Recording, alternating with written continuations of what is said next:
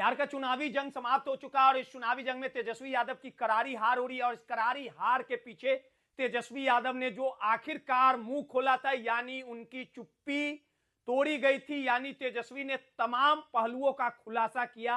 कि आखिर जनता ने तेजस्वी को क्यों अस्वीकार किया, नीतीश के सामने क्यों तेजस्वी चारों खाने चित हो गए और इस पूरे चुनावी दंगल में आरजेडी 25 सीटों पर ही सिमट गई। लेकिन इन तमाम बिहार विधानसभा चुनाव में परिहार की जो सीट थी वो काफी हॉट सीट थी, क्योंकि रितु जायसवाल जो तेजस्वी की शेरनी के रूप में अपनी पहचान बनाई थी, यानी लालू राबड़ी तेजस्वी की भरोसेमंद साथी हुआ करती थी, लगातार आरजेडी के हर एक सुख दुख में उसकी भागीदारी रहती थी। लेकिन इस बार परिहार से रितु जायसवाल ये चाहती थी कि उसे टिकट मिले, लेकिन लगातार मिन्नतों करने के बाद आरजेडी ने परिहार से रितु जायसवाल को टिकट नहीं देने का काम किया था, जिसके बाद लगातार रितु जायसवाल नाराज चल रही थी और चुनाव के समय तेजस्वी के खिलाफ ही मोर्चा खोल रखा था, यानी तेजस्वी पर पूरी तरह से हमलावर हो गई थी। जिसके बाद निर्दलीय परिहार से चुनाव लड़ी, लगातार रोते हुए नजर आई और साफ तौर पे तेजस्वी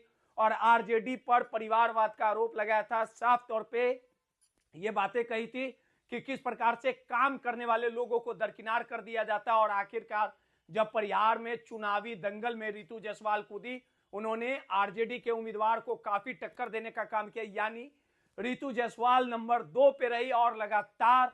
रितु जायसवाल अब तेजस्वी को अपनी ताकत दिखाने के मूड में आ गई, यानी तेवर सख्त कर लिया और साफ तौर पे कहा है कि अब मैं युवा और महिलाओं के बीच में जाऊंगी, लगातार उनसे बातें करूंगी और आगे की रणनीति को तैयार करूंगी। कैमरे के स्क्रीन में जो आपको रितु जायसवाल के द्वारा जो ट्वीट किया गया, जिसमें साफ शब्दों में साफ लफ्जों में रितु जायसवाल ने तेजस्वी यादव यानी आरजेडी यानी तेजस्वी यादव, जिसको रितु जायसवाल अपना नेता समझती थी, अब नेता के खिलाफ फिर रितु जायसवाल जहर उगल रही है, यानी साफ तौर पे कहा है कि नई पार्टी का निर्माण होगा और नए क्रांति के साथ बिहार में बिगुल फूका जाएगा। यानी रितु जायसवाल ने मूड बना लिया, संकल्प ले लिया, कसम खा ली है कि बिहार में नई पार्टी का निर्माण करने जा रही है और नई पार्टी के निर्माण के बाद उनकी पार्टी कितनी सफल हो पाएगी ये तो आने वाला समय ही बताएगा। लेकिन इतना जरूर तय है कि संघर्ष वाली नेत्री के तौर पे रितु जायसवाल जानी जाती है और परिहार के निर्दलीय चुनाव लड़ने में जो उन्होंने आरजेडी के उम्मीदवार को टक्कर देने का काम किया, यानी पिछाड़ने का काम किया, यानी